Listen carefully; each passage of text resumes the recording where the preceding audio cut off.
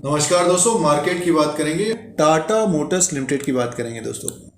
दूसरी तिमाही के नतीजे आने वाले थे 9/11/2022 को। Q2 ऑफ FY23 का रिजल्ट आना था, तो अपडेट आ गया है और नंबर्स की बात करेंगे, रेवेन्यू की बात करेंगे, प्रॉफिट की बात करेंगे और अर्निंग पर शेयर की बात करेंगे दोस्तों। और शेयर प्राइस की बात करते हैं तो 430 के आसपास स्टॉक प्राइस है। तो सबसे पहले नंबर्स की बात कर लेते हैं दोस्तों। तो टाटा मोटर्स की नंबर्स की बात करते हैं। कंसोलिडेटेड फाइनेंशियल रिजल्ट है ये टाटा मोटर्स का। और रेवेन्यू की बात करते हैं तो 78,846 करोड़ का रेवेन्यू है 30 सितंबर 2022 के क्वार्टर में। 30 जून 2022 में Q1 में 71,227 करोड़ का था। एक साल पहले 60,435 करोड़ का था। तो 60,435 करोड़ का रेवेन्यू एक साल था, बढ़कर ये 78,846 करोड़ का हो गया।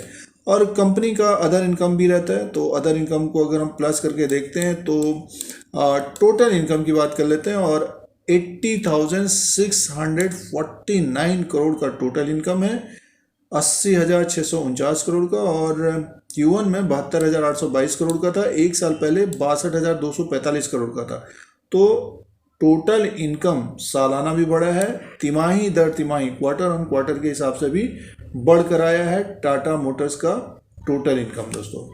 आगे की तरफ चलते हैं, बात कर लेते हैं। तो टोटल एक्सपेंसेस है 82,423 करोड़ का है दोस्तों। और टोटल इनकम है 80,649 करोड़ का। तो कंपनी को नुकसान है दोस्तों। प्रॉफिट लॉस बिफोर टैक्स की बात करते हैं 1,773 करोड़ का लॉस है कंपनी को। और इससे पहले एक्सपेंसेस की बात करते हैं तो 77,783 करोड़ का था और एक साल पहले 65,712 करोड़ का था। तो एक्सपेंसेस अब की बार ज़्यादा हुआ है दोस्तों।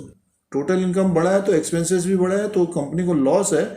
और सीधे से profit loss for the period की बात करते हैं। तो लॉस है ये 898 करोड़ का दोस्तों। और 4,950 करोड़ का Q1 में था। एक साल पहले 4,415 करोड़ का था। तो कंपनी को नुकसान है, बट ये कि नुकसान कम हुआ है दोस्तों, और काफ़ी कम हुआ है। ये 1,000 करोड़ से नीचे का नुकसान है कंपनी को। तो अर्निंग पर शेयर है, ये भी माइनस में ही है। अगर हम अर्निंग पर शेयर की बात करते हैं, EPS की बात करें 2.47 माइनस, और Q1 में 13.07 माइनस, एक साल पहले 11.60 माइनस। तो कंपनी ने दूसरी तिमाही के जो नतीजे पेश किए हैं, रेवेन्यू तो बढ़कर आया है, बट ये कि एक्सपेंसेस ज़्यादा हुआ है और कंपनी को नुकसान है। और नुकसान कम हुआ है दोस्तों, घाटा कम हुआ है।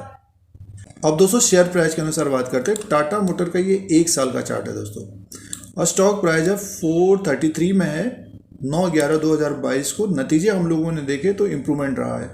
स्टॉक में भी एक तेज़ी बनी है, लोअर लेवल से स्टॉक ऊपर की तरफ आया है। और पूरे साल भर की बात करते हैं 52 वीक हाई है 536 का, 366 का 52 वीक लो है।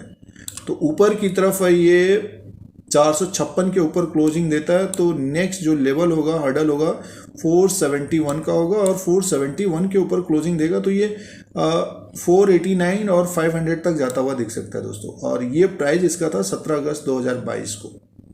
और पिछले साल स्टॉक ऊपर की तरफ था दोस्तों, 500 के ऊपर ही कारोबार कर रहा था।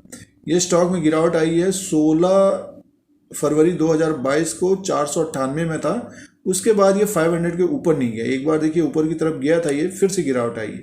तो स्टॉक फिर से ऊपर की तरफ गया है। नतीजे भी एक तरह से देखिए, नतीजों में इम्प्रूवमेंट रहा है। तो नीचे का जो सपोर्ट रहेगा 3 नवंबर 2022 को 416 में था, तो ये सपोर्ट रहेगा। अगर इसको ब्रेक करता है तो 400 के आसपास से फिर से बाइंग आती हुई दिखेगी। निवेशकों को क्या करना चाहिए? जो ऊपर की तरफ फंस गए हैं या ट्रैप हो गए हैं या जिन्होंने निवेश किया है, तो स्टॉक को होल्ड करना चाहिए और थोड़ा बहुत समय देना चाहिए दोस्तों।